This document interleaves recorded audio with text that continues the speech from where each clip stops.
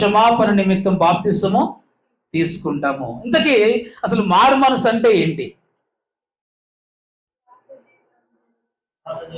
పాత జీవితాన్ని విడిచిపెట్టి కొత్త జీవితంలోనికి రావడం. అంటే పాపాన్ని, లోకాన్ని విడిచిపెట్టి ఇప్పుడు మనము దీనినే ఇప్పుడు చదువుకున్న వాళ్ళకి తెలుసు 360 degrees ఆ డీ కోణం అంతా ఉంటుంది. ఇప్పుడు నేను ఇలా ఉన్నాను, ఇలా ఉన్నప్పుడు ఇదంతా కూడా ఏంటిది? లోకం, నేను చేసిన పాపాలు, నేను చేసిన విగ్రహారాధన, ఇలా ఉన్నటువంటి నేను ఇప్పుడు ఏం చేయాలంటే నా పూర్ణ హృదయంతో నేను మారు మనసు పొందానడానికి రుజువు ఏంటంటే, పూర్ణ హృదయంతో ఆయన తట్టు తిరగాలంటే ఇప్పుడు నేను ఎలా తిరగాలి? కంప్లీట్గా ఇటు తిరగాలి.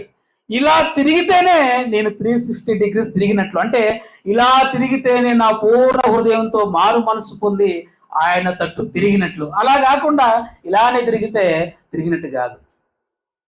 నువ్వు సంపూర్ణంగా తిరిగిపోవాలని వైపు. అంటే ఇవన్నీ కూడా సంపూర్ణంగా నీవు విడిచిపెట్టాలి.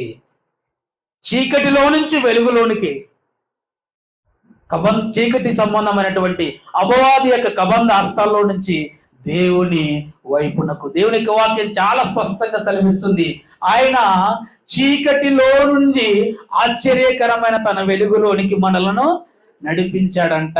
మరి ఆ చీకటిని విడిచిపెట్టి వెలుగులో నిలబడ్డామా? ఇప్పుడు మనం నిలబడితే పూర్ణ హృదయముతో ఆయన తట్టు తిరగమని దేవుడు కోరుతా ఉన్నాడు. సగం